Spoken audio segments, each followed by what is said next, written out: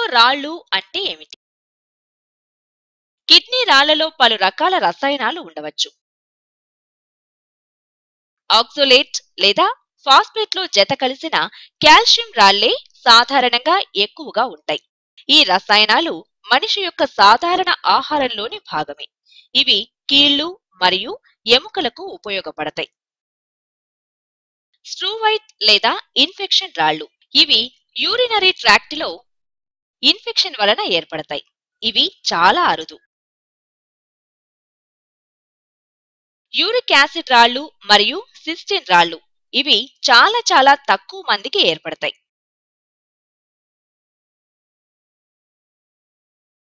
కిడ్నీలో, మూత్రనాళంలో, మూత్రాశయంలో కిడ్నీ రాళ్ళు. యూరినరీ ట్రాక్ట్లోని రాళ్ళు ఉండటాన్ని వైద్యపరంగా యూరోలిథియాసిస్ అంటారు. దీనినే యూరినరీ ట్రాక్ట్ స్టోన్ వ్యాధి మరియు నెఫ్రోలిథియాసిస్ అని కూడా పరిగణిస్తారు. యూరినరీ ట్రాక్ట్లోని రాళ్ళు ఉండే ప్రదేశం ద్వారా వైద్యులు వ్యాధిని గుర్తిస్తారు.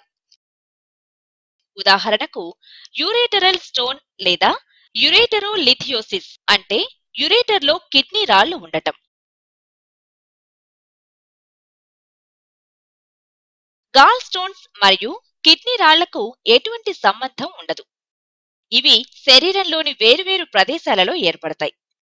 గాల్ స్టోన్స్ ఉన్నవారికి కిడ్నీ స్టోన్స్ కూడా ఏర్పడవచ్చని చెప్పడానికి లేదు. ఎవరికి కిడ్నీలో రాళ్లు వస్తాయి?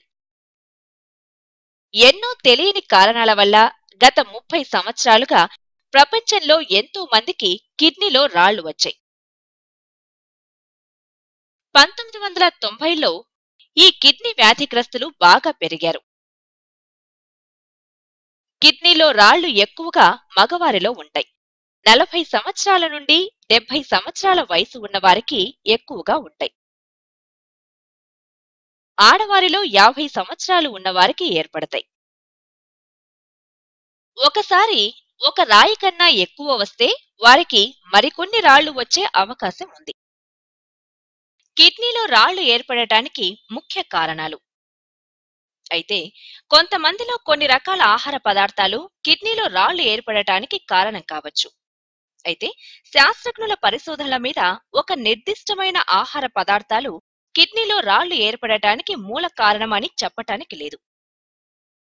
ఒక వ్యక్తి యొక్క వంశంలో ఎవరికైనా కిడ్నీలో రాళ్లు ఉన్నట్లయితే అది అతనికి కూడా సంక్రమించే అవకాశం చాలా వరకు ఉంటాయి. మూత్రనాళ ఇన్ఫెక్షన్లు, పాలిసిస్టిక్ కిడ్నీ వ్యాధి, అలాగే జీవక్రియ వ్యాధులు, ఇంకా హైపర్ పారాథైరాయిడిజం మొదలైన వీటన్నింటికీ కిడ్నీలో స్టోన్ వ్యాధికి సంబంధం ఉంది.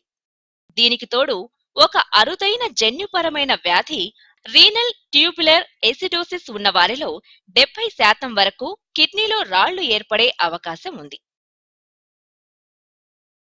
సిస్టిన్ యూరియా మరియు హైపర్ యాక్సిలోరియా అనే రెండు ఇతర అరుదైన అనువంశిక జీవక్రియ వ్యాధులు ఉన్నవారికి కూడా ఈ కిడ్నీలో రాళ్లు ఏర్పడే అవకాశం ఉంది.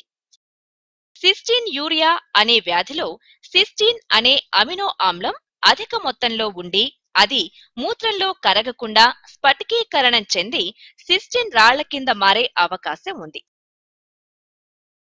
హైపర్ యాక్సిలోరియా పేషెంట్స్ లో చూసినట్లయితే వారి శరీరంలో ఆక్సలేట్ అనే లవణం అధికంగా ఉత్పత్తి అవుతుంది. ఎప్పుడైతే మూత్రంలో ఈ ఆక్సలేట్ అనేది దాని కరిగే స్థాయి కంటే ఎక్కువగా ఉంటుందో అప్పుడు అది స్ఫటికీకరణం చెంది రాళ్ల కింద మార్పు చెందుతుంది. హైపర్ కాల్షియూరియా అనేది కూడా జన్యుపరమైన వ్యాధి. ఇది కూడా కిడ్నీలో రాళ్లు ఏర్పడటానికి దోహదపడుతుంది.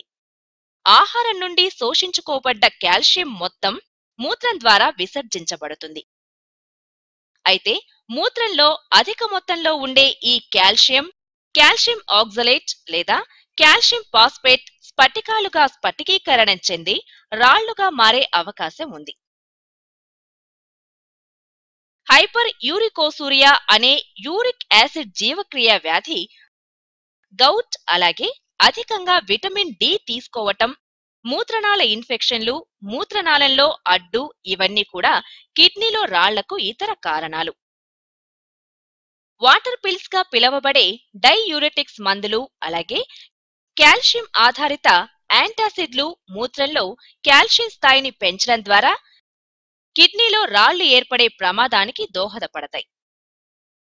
దీర్ఘకాలిక పేగు వ్యాధితో బాధపడే వారిలోనూ, అలాగే పేగులో బైపాస్ ఆపరేషన్ చేయించుకున్న వారికి లేదా ఆస్టోమీ సర్జరీ చేయించుకున్న వారిలో కాల్షియం ఆక్సలేట్ రాళ్లు ఏర్పడటానికి ఎక్కువ అవకాశాలు ఉన్నాయి. మూత్రనాళ ఇన్ఫెక్షన్ ఉన్న వారిలో స్ట్రూవైట్ రాళ్లు ఉండటానికి ఎక్కువ అవకాశం ఉంది. అలాగే హెచ్ఐవి ఇన్ఫెక్షన్ కు ఉపయోగించే ప్రోటీయేస్ ఇన్హిబిటర్ ఇండినేవిర్ అనే మందును ఉపయోగించే వ్యక్తిలో కూడా ఈ కిడ్నీలో రాళ్లు అనేవి పెరగటానికి అవకాశం చాలా ఎక్కువగా ఉంది. మా వీడియో గనుక మీకు నచ్చినట్లయితే లైక్ చేయండి, షేర్ చేయండి. ఇలాంటి మరిన్ని వీడియోస్ కోసం మా ఛానల్ని సబ్స్క్రైబ్ చేసుకోవడం మాత్రం మర్చిపోకండి. Thank you for watching.